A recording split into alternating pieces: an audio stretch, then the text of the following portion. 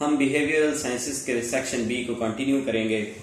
अच्छा जी, पिछली वीडियो में जो हमने चीज़ डिस्कस की थी उसका एक बहुत इंपॉर्टेंट पॉइंट जो उस वीडियो में मैंने मिस कर दिया था वो ये है कि it is important to note that the relationship between the doctor and the patient should be based on empathy. ये बहुत इंपॉर्टेंट पॉइंट है। एक चीज़ होती है सिंपैथी और एक चीज़ होती है एम्पैथी। जो सिंपैथी है वो मेडिकल प्रोफेशनल के लिए इलीगल चीज़ है और जो एम्पैथी है इस पे जो प्रोफेशनल एक्टिविटीज़ हैं इस पे बेस करनी चाहिए। इसका मतलब क्या है? सिंपल अल्फाज में ये मतलब है कि आपने खुद को पेशेंट की जगह रख कर ट्रीट करना है। अब इस सिंपैथी का मतलब ये नहीं है कि दोस्ती फ्रेंडशिप नहीं होनी चाहिए या फिर कोई शफकत अफेक्शन का ताल्लुक नहीं होना चाहिए, प्यार मोहब्बत का ताल्लुक भी नहीं होना चाहिए, बल्कि ये इसलिए होनी चाहिए कि बंदा उस वक्त जो है एक प्रोफेशनल आदमी वो पेशेंट की उस मुसीबत को समझे, उसकी परेशानी को समझे और उसको उसकी परेशानी की जगह खुद को अपने आप को रख कर फिर ट्रीटमेंट करे। ये चीज़ एक बहुत इंपॉर्टेंट थी। उसके बाद नेक्स्ट जो प्रॉफ का क्वेश्चन है ये भी बहुत इंपॉर्टेंट है और ये है rights and responsibilities of the patient.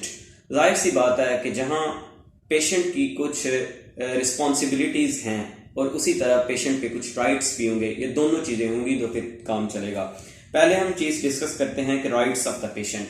Patient के कौन से राइट्स हैं, ये कोई 12-14 पॉइंट्स हैं, ये आप देख लें कौन कौन से हैं। नंबर 1, पेशेंट का ये हक है कि उससे इन्फॉर्म्ड कंसेंट लिया जाएगा, उससे इजाज़तनामा लिया जाएगा जिसके अंदर हर चीज़ होगी। उसको बीमारी के बारे में बताया जाएगा, उसके साइड इफ़ेक्ट्स, उसके बेनिफिट्स, सेकंड ओपिनियन के बारे में बताया जाएगा। ये सारी चीज़ें फलां ये इन्फॉर्म्ड कंसेंट में इन्वॉल्व होंगी। सेकंड जो उसका हक है वो ये है कि वो किसी भी किस्म अपना जो इजाज़तनामा है उससे वो पीछे हट सकता है, विदड्रॉ कर सकता है।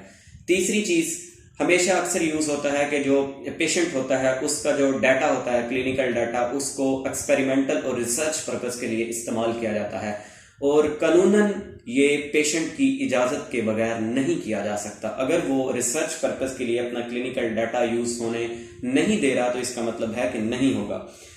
चौथी चीज़ इसमें है कि वो सेकंड ओपिनियन ले सकता है, ये उसका राइट है।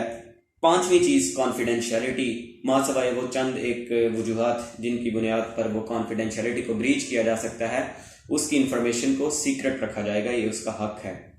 छठी चीज़, वो किसी भी वक्त हॉस्पिटल को छोड़कर जा सकता है, यानी ट्रीटमेंट के दौरान भी छोड़कर जा सकता है।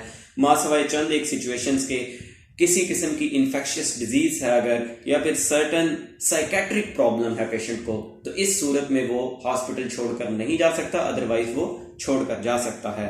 उसके बाद है जनाब कि उसको ट्रीट किया जाएगा केयर के साथ, कंसिडरेशन के साथ, डिग्निटी के साथ, उसकी इज्जत नफ्स को मजरूह नहीं किया जाएगा।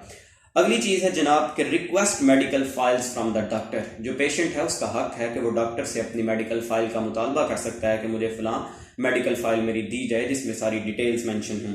उसके बाद वो लीगल एडवाइस ले सकता है अपने ट्रीटमेंट के हवाले से, वो डॉक्टर से ले सकता है, किसी और मेडिकल प्रोफेशनल से ले सकता है।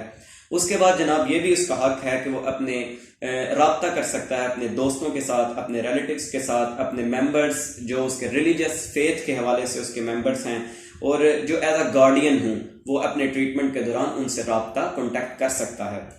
उसके बाद वो अगर चाहे कि उसका अगर कोई बच्चे हैं तो वो चाहे कि वो अपने बच्चे को साथ स्टे करवाना चाहे, मासवाए वो चंद एमरजेंसी वाली सिचुएशंस में कि मेडिकल रीजंस की वजूहात पर अगर कोई ना उसके करीब आ सकता हो तो उसके अलावा वो मुतालबा कर सकता है। और आखिरी चीज़ है कि inform nursing staff if he और शी वांट्स टू और डज नॉट वांट टू सी और स्पीक टू अ विजिटर, कि अगर वो ये चाहता है कि कोई उसे मिलने ना आए ड्यूरिंग मेडिकल प्रोसीजर ट्रीटमेंट, तो कोई विजिटर उसको, अगर वो इस चीज़ से डिस्टर्ब हो रहा है कि कोई उसे मिलने ना आए, तो ये उसका हक है कि वो तन्हाई का मुतालबा कर सकता है। ये थे उसके सारे के सारे राइट्स। अब हम देखते हैं कि रिस्पॉन्सिबिलिटीज़ क्या हैं। इतने अगर वो राइट्स ले रहा है तो इसका मतलब है कि उसके ऊपर कुछ जिम्मेदारियां भी हैं। पहली चीज़ ये पेशेंट की रिस्पॉन्सिबिलिटी है, ये उसका फ़र्ज है कि वो मेडिकल हिस्ट्री को जानता हो, अपनी मेडिकल हिस्ट्री को ठीक ठीक जानता हो। कहते हैं ना कि जो पेशेंट है, एक पेशेंट अगर वो डॉक्टर को अपनी मेडिकल हिस्ट्री नहीं सही दे रहा तो उसमें उसका अपना नुकसान हो रहा है। तो पहली बात यह है कि उसको अपनी मेडिकल हिस्ट्री नाउन होनी चाहिए, उसको पता होना चाहिए। दूसरी चीज़ ये है कि जो अपॉइंटमेंट्स उसने ली हैं डॉक्टर से उसको रेगुलर चेकअप करवाएगा, टाइम पे विजिट करेगा, टाइम पे चेकअप करवाएगा।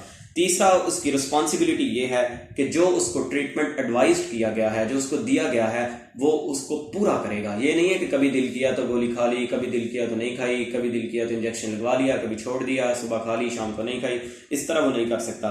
चौथी चीज है कि वो इन्फॉर्म कर सकता है डॉक्टर को if they are receiving the treatment from another health professional. अगर वो साथ साथ किसी और हेल्थ प्रोफेशनल से भी अपना ट्रीटमेंट करवा रहा है तो ये उसकी जिम्मेदारी है कि वो अपने डॉक्टर को बताए कि मैं फलां जगह से फलां दवाई भी साथ खा रहा हूँ।